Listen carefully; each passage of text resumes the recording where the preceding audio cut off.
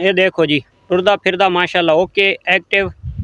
ते दुआ करें ने अल्लाह दी ज़ात इनू खैर खरीयत नाल गेना वहीं आ भाई लाया ए तरसली नाल भाई अगे ट्रेस। ये देखो अस्सलामु अलैकुम टू आल संगात, क्या हाल है जनाब? ठीक ठाक हो? उम्मीद करें सारे बिरा ठीक ठाक हो सन। अल्लाह पाक सारे बिरावां दे माल जान इज़्ज़त आबरू हर शे दी हिफाजत फरमाए ते अल्लाह पाक सारे मुसलमानां दियां बच्चियां दे नसीब अच्छे फरमाए।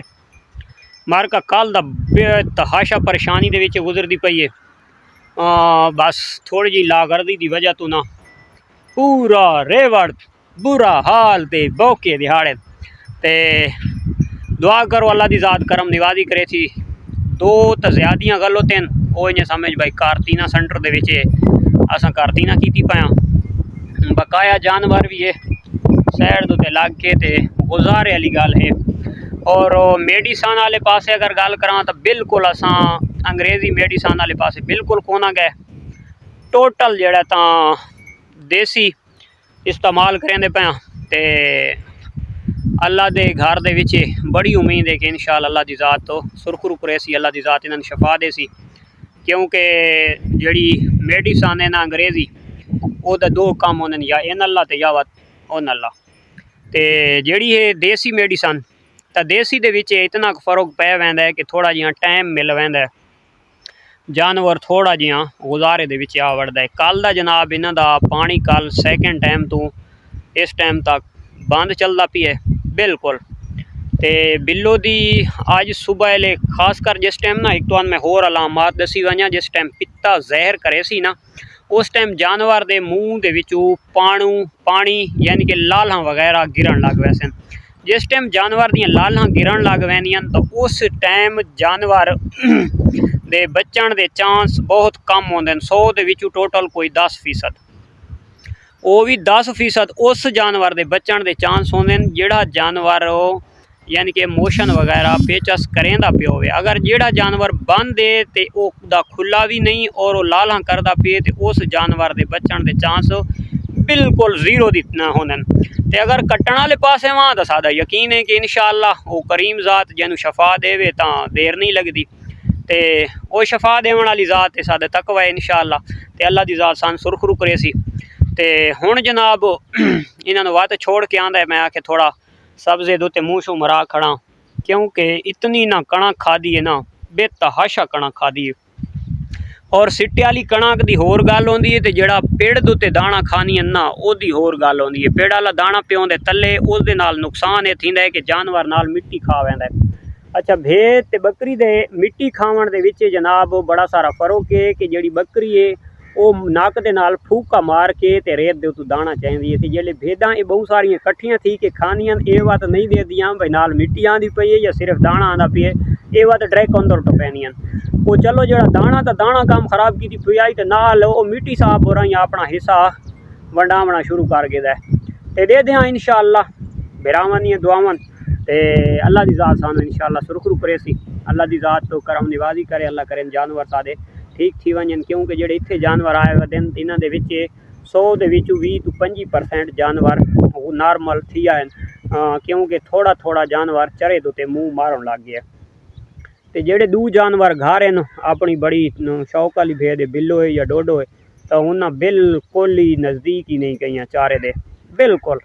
तो अल्लाह पाक करम करे सी जैंदी अल्लाह कट्टे तो हल्के कल शाम वेले तो छुरी तैयार थी है वो अपनी थली शीप वास्ते ते लेकिन थली जड़ा तो सुबह ले जगाली करती पई आई तो वो चरदी भी ठीक वधी है ते जेड़ियां दा खतरा इतना घट आई वो ज़्यादा लंबियां थी गई। अल्लाह दी ज़ात करम करसी जी।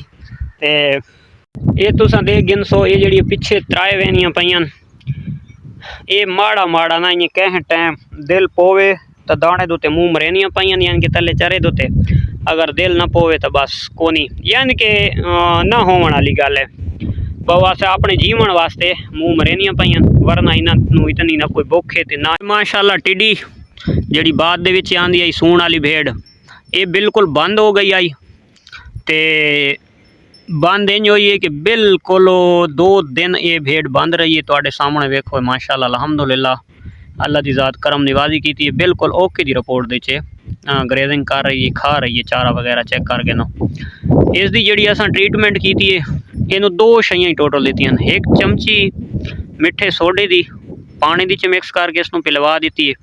उस तो इलावा जनाब 2 बोतलां पस्ट्राइल ते 1 पाइया दुध नीम गर्म करके उस दे विच पा के ते इसनू असां शाम टाइम दिता है। थोड़ी इसनू वर्जिश दी है, लेकिन रात दे विच इसदा रिजल्ट कोई पॉजिटिव नहीं आया। 1-2 दफ़ा इन्हें जन के पेशाब किया सी ते सुबह टाइम फिर इनू लैके आया ग्रेजिंग उत्ते, क्योंकि चरदी तो है ही नहीं, लेकिन इनू इत्थे आके वर्जिश चंगी करवाई है, यानी कि इसनू ट्राया चंगा है।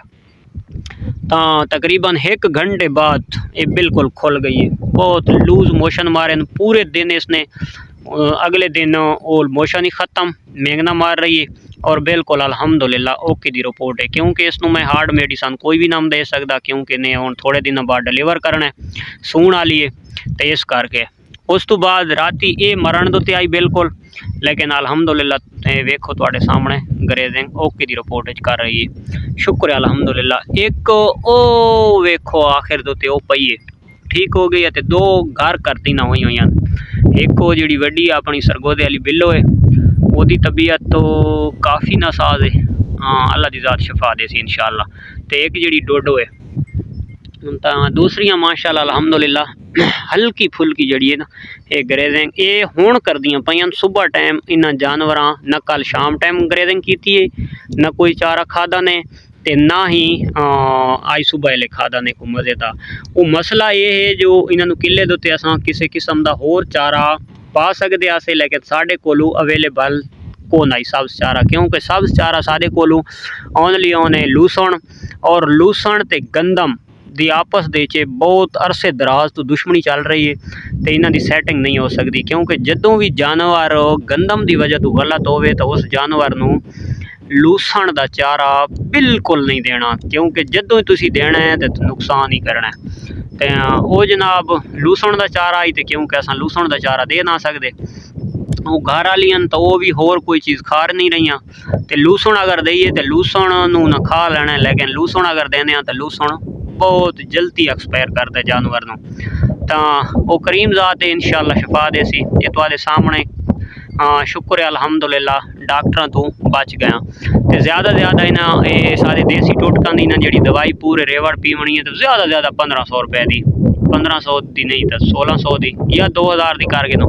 अगर डॉक्टर आया तो फी जानवर 500 रुपए पुट्ठा कहने आ, तो मेरी बकरी बला सटिया। ते नहीं तो तकरीबन कर्म वाले 1000 तो तले तो मंगते ही नहीं, चाहे एक नू एक टीका लावें तो चाहे 2 लावें। तो लेकिन शुक्र है अल्हम्दुलिल्लाह काफ़ी बेहतर लग रही हैं। तो सुबह टाइम इंशाअल्लाह कल तक उम्मीद काफ़ी है कि तकरीबन सारे जानवर जड़े ना वो इंशाअल्लाह कंट्रोल हो वैसे, क्योंकि सच्ची एक और गल वो जो जानवर माशाअल्लाह अल्हम्दुलिल्लाह वो गिद्धा ही अपना छोटा भोला वो माशाअल्लाह सेल हो गया फरख हिजाज लाहौर। तो अज उसनू जनाब भेजना आई, तो दरिया खान गया तो बस एक तो बस छोटी आई यूटांग बाडी ना आई डैव बाडी आई, तो दूसरे नंबर पर उन्होंने टूलों के समान काफ़ी ज़्यादा आई, इस वजह तो जानवर नहीं आई सका। तो इंशाअल्लाह कोशिश करसा कि उसनू राती वाले टाइम के असां लोड करवा। और दूसरे नंबर तो मैं सही समझ लो कि जी गर्मी की शिद्दत 4-5 दिन तो आ रही है, कोई भी किसी जगह तू जानवर अगर परचेज करता है तो कोशिश करो कि रात वाले टाइम दे जानवर डिलीवर करवाओ। उस दे विच ये फायदा होवे सी कि जानवर खैर खरीयत नाल सही सलामत पहुँचण दे ज़्यादा चांस हैं, गर्मी दे विच एक्सपायर थीवन दे चांस हैं, क्योंकि डिग्गी अगे इंजण दी यानी कि हब्बा स्वत लोहा भाभा गरम, तो वो जानवर दे विच बड़ी प्रॉब्लम बन वेंदी है, उन्होंने साह का बड़ा मसला बनता है। सर्दी होवे या रात का टाइम होवे तो जानवर तकरीबन खैर खरीयत नाल अपनी मंजिल मकसूद ते पहुँच वैन। तो मिलते हैं इंशाअल्लाह नैक्सट वीडियो च, तब तक दो इजाज़त, अल्लाह हाफिज़। तो जानवरों वास्ते भी अपने लाले वास्ते लाजमी दुआ करनी।